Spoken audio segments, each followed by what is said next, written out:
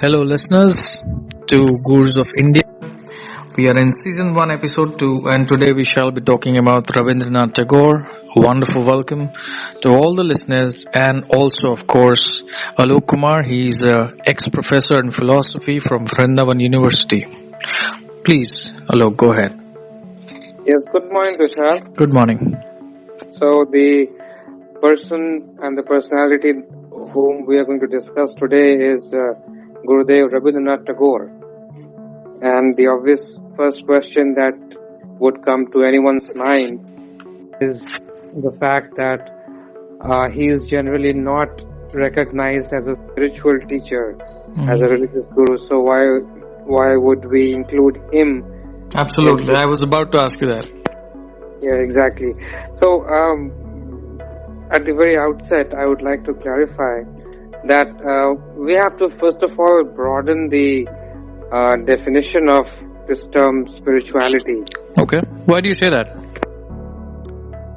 Because as long as we keep associating spirituality with a particular religious or cultural tradition, then we will miss a great amount of spiritual thought that exists outside of this religious tradition. Okay.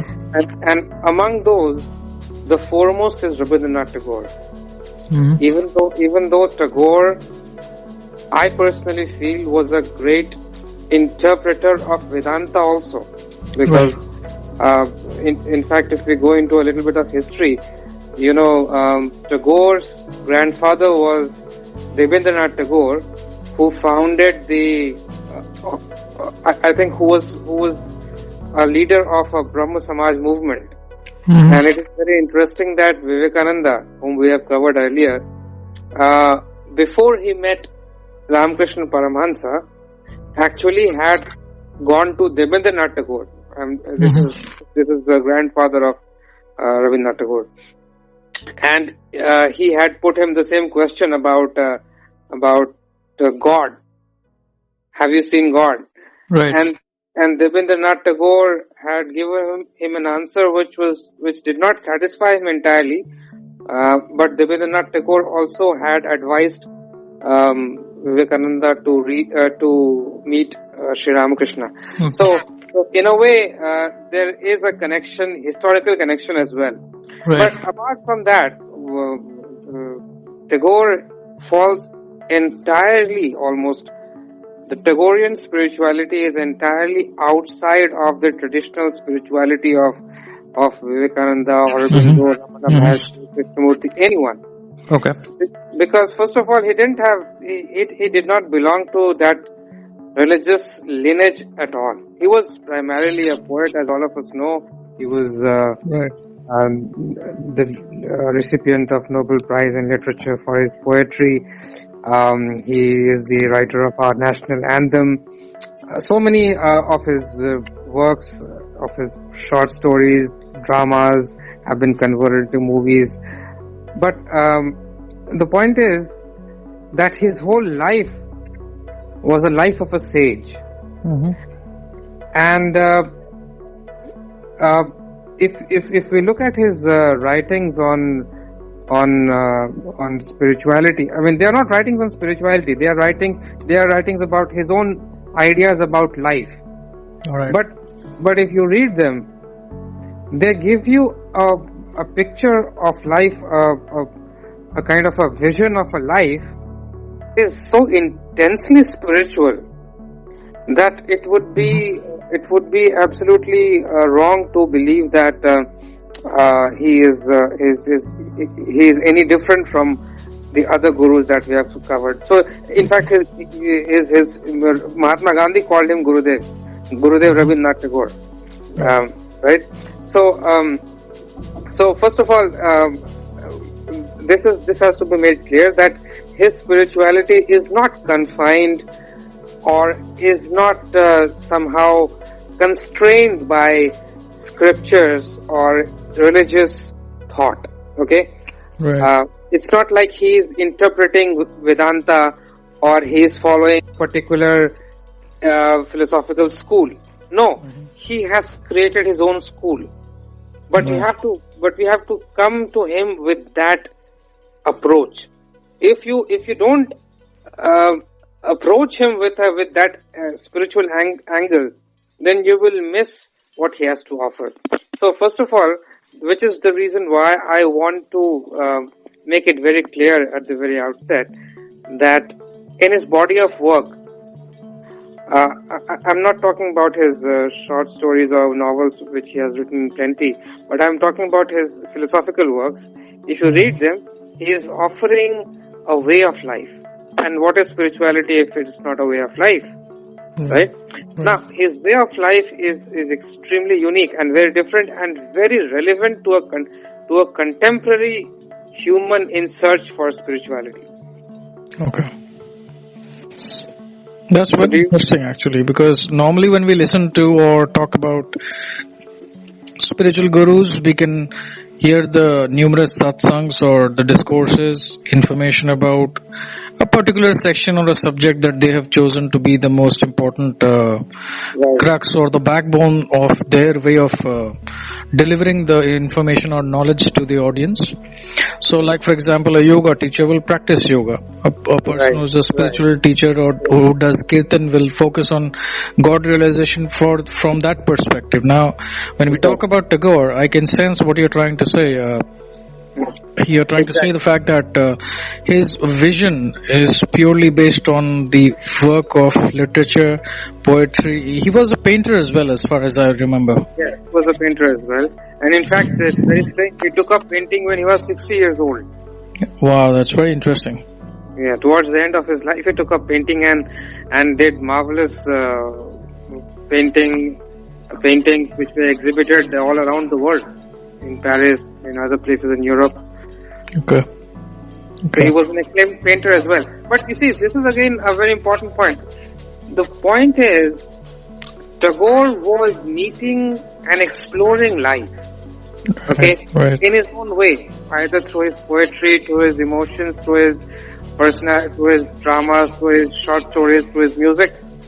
But the important fact to remember is that it was a free exploration of the inner life, and Tagore explored it and attained his own answers, which are extremely important and intense spiritual answers. I will take you through some of his basic ideas that he talks about.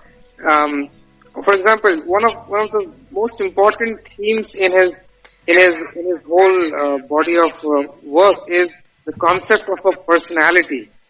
Okay, so he wants that the individual needs to become a person. Right. And what is a person for Tagore? A person for Tagore is one who has harmonized every aspect of his life, whether it is his thought, intellectual aspect, or his emotions, or his actions, or his behavior, his manners, right? Or his participation in the community, in society. So you can see what an integral view Tagore has about how one has to grow in life. And ultimately what you end up getting when you are able to harmonize all your different aspects is that you see oneness, and that oneness is the Vedantic oneness. That's the unity that Vedanta talks about. Okay. Right? So ultimately he also reaches the Vedantic truth, but the Vedantic truth he reaches is not by any meditation or by any yoga or by any sadhana. No, he reaches it entirely through allowing human nature to understand life, society, interaction, everything that you go through in a very intense manner, in an imaginative manner, in a creative manner, And he says that you have to shape your life, right? Now, in some sense, all spirituality is about shaping one's life. Absolutely. Right? Now, whether you shape your life according to the yogic discipline, or whether you shape your life according to the Vedantic discipline, through meditation, right? Ultimately, you have to give a shape to your life. It remains an unformed stuff which has to be transformed into something beautiful. Absolutely. And that is exactly what Tagore is saying through all his poems and short and stories and drama and everything and music. It is all a means of trying to show that you can imaginatively and creatively attain a kind of unity within yourself, which is not a unity that you attain through any practice, any spiritual practice. He's not about any spiritual practice. He's saying just live your life with more consciousness and with greater imaginativeness, with greater empathy, with greater awareness that life has something to offer. Okay, so it's that's why I said in the beginning, it's an exploration, and the only parallel I find among the modern gurus in 20th century who compare to Tagore is Krishnamurti. These are two people who were not bound by any religious tradition. Krishnamurti explicitly, because Krishnamurti also emphasized the fact that religion is destructive. Krishnamurti was extremely against religion. Tagore was not against religion. Tagore was in fact greatly interested in religion, but he did not believe that religion is the only path. Religious tradition is the only path. He believed that the resources that a human being has within himself, what about them? What about the capacity of imagination that you possess? What about the capacity to love that you possess? The love that manifests in ordinary life? What about the capacity to empathize that you possess? What about the ability to participate in society? What about the ability to serve society? Don't you think you can transform them into a spiritual practice? You don't need to meditate 1 hour. If you do so, fine. I'm not saying you shouldn't do it, but that's where Tagore is so extremely amazing, is that he tells you that the resources are right there in front of you in your daily living. The daily life is an extraordinary life if lived with imaginativeness and creativity and intensity, and that will take you to the ultimate spiritual goal, and that ultimate spiritual goal need not be whatever it is a benediction. It may not be a Vedantic goal. Let it be whatever it is. Let it reveal itself. But meet life first. Don't start simply imposing that I have to achieve something and I will go through it. Life is an exploration. It's a play. It's an imaginative play. Play it and see where it takes you. That seems to be what Tagore is kind of absolutely beautiful, inspirational, thoughtful, and spiritual as well as religious. I would say the reason being, I just happened to chance upon his last poem. I would like to read out something from his last poem. This was basically a dictation done to A.K. Sen, the brother of the first chief election commissioner. And this was the last dictation in 30th July 1941, a day prior to the scheduled operation. So he says, I'm lost in the middle of my birthday. I want my friends, their touch with the earth's last love. I will take life's final offering. I will take the human's last blessing. Today my sack is empty. I have given completely whatever I had to give. In return, if I receive anything, some love, some forgiveness, Then I will take it with me when I step on the boat that crosses to the festival of the worldless end. Wow. This is absolutely a heart-touching poetry. Look at this. Look, I mean, this is what I'm talking about. This is spirituality from such an absolutely different angle. Right. This is transformative. You see, Right. it's not like you know what he's saying, and this ties in with what I was talking about earlier. He's saying, look, suffering is there, right? But suffering is, you transform it into Right. something so beautiful. Suffering is not simply to be escaped from, to be denied, Right. to run away from. It's not an escapism that he is advocating. He's saying whatever it is, you can transform it. Whatever comes in human living, whether it is suffering, whether it is love, all of it is beautiful. All of it. But the key to that beauty lies in how you meet it. Right. What shape you give to it. And in that sense, I find it is really illuminating what he's trying to say, because he's saying that you can transform anything, even the meanest things in this life. You can attain a stance towards life, which will kind of transform everything and change everything into divine. That stance you have to take.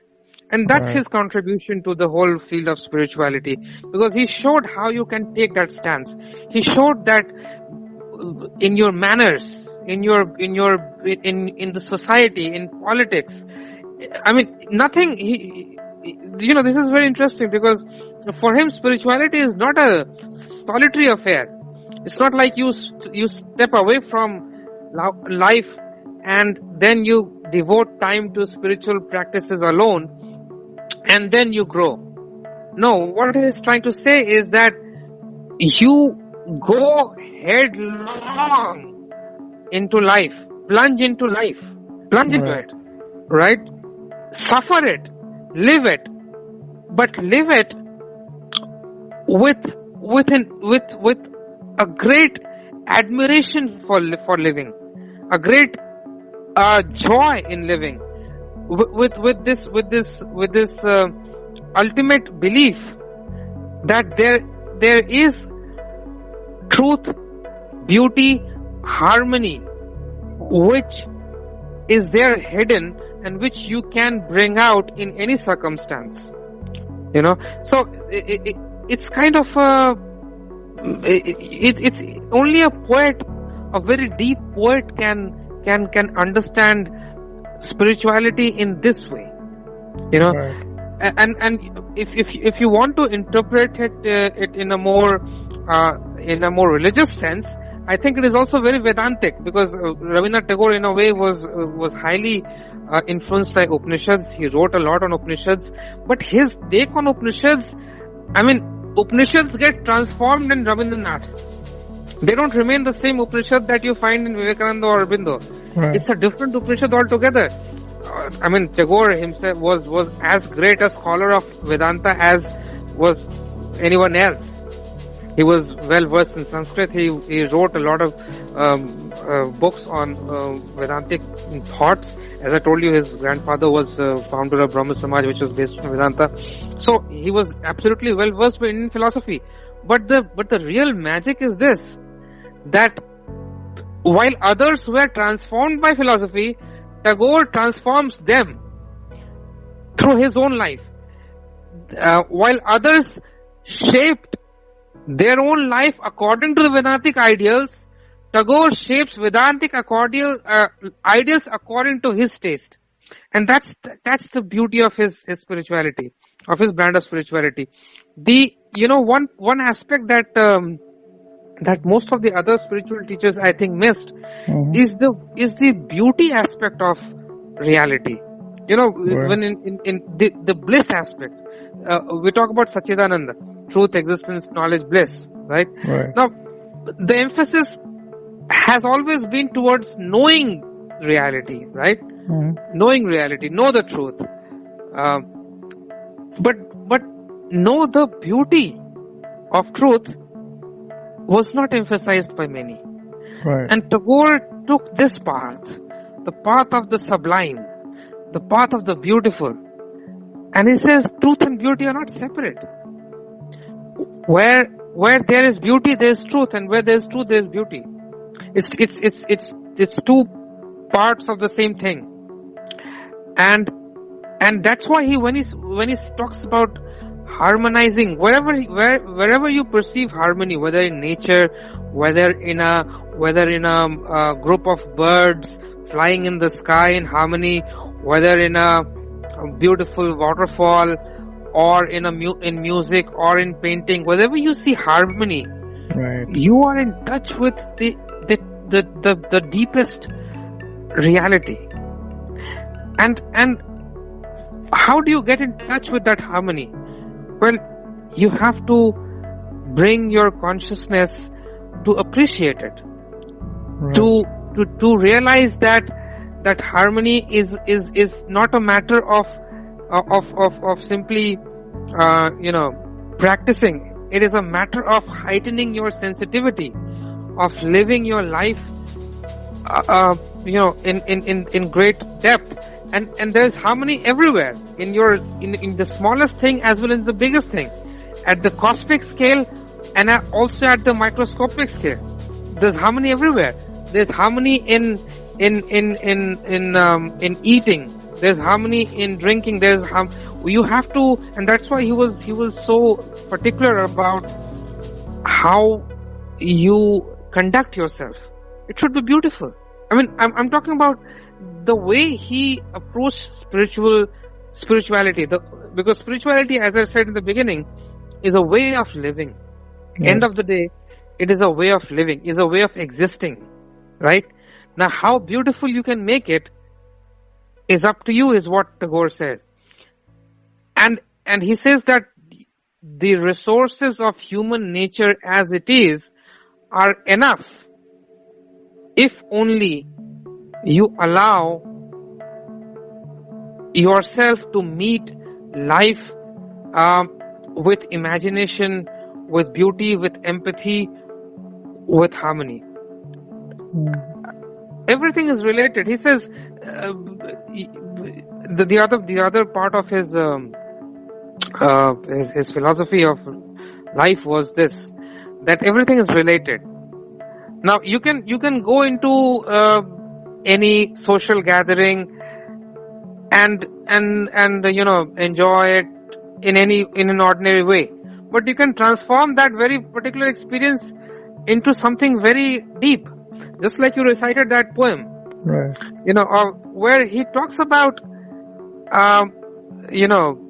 leaving the world. Right. But leaving the world, how does it take it?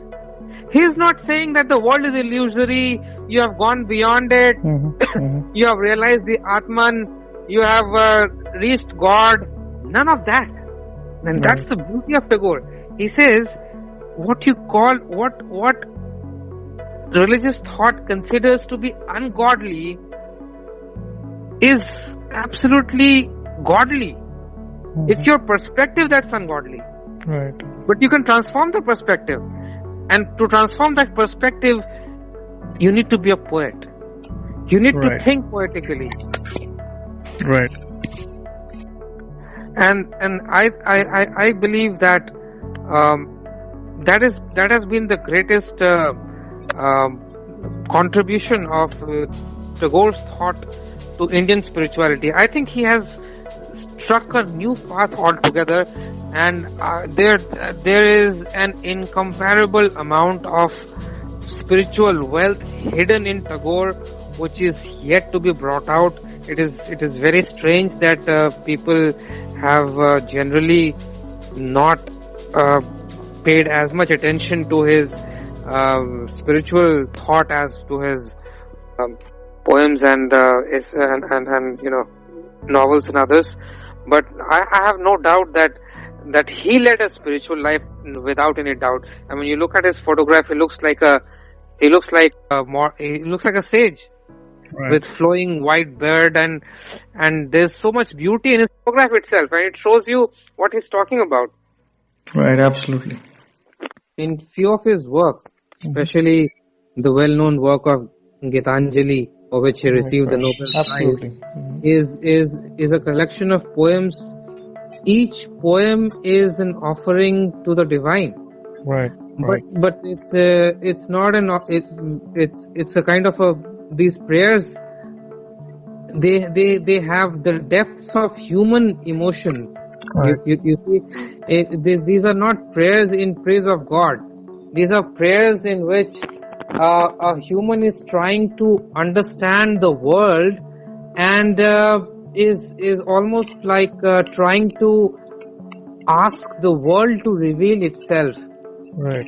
He is prepared, he is willing, he is curious to know, he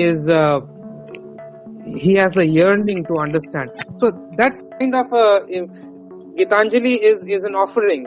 The word itself means offering of songs, right? Wow. Now these are beautiful works. I would recommend listeners to go through. Sure. Absolutely. I'm very curious to read it. If they can. And then there are other mostly his novels are there. One can find them anywhere. But among his philosophical works, I would like to mention two very important works. One is Creative Unity. Okay. A book of essays on spirituality, spiritual themes. And then there's another work called The Religion of Man. Right. And again, you see, the Religion of Man was delivered as lectures in Scotland, gifford lectures in Scotland, in University of Edinburgh. And in these two, you will find the philosophy of Tagore laid out in the most concise manner. So, I would highly recommend people to go through these books. They are written in a very beautiful style of English, and the content is, as I said, is absolutely mind blowing. So with that, I think we have covered most of what Tagore has to say about spiritual life. And to sum up, I would only like to say that Tagore's vision of spiritual life is an entirely new vision, and is a path of spirituality that has not been explored by, in my view, by any other spiritual thinker of our age, and the kind of possibilities that he offers, I think they have yet to be tapped in its entirety. I'm very sure that Tagore can prove to be a gold mine of spirituality for all spiritual aspirants. Very thoughtful and very, very inspiring. Thank you so much, Alok, once again for your time. I appreciate that. Thank you, listeners. We will come back again with another guru, and we will discuss, and we would like to hear from you as listeners. You can post your comments and give your views upon this. Thank you very much. Thank you, Alok.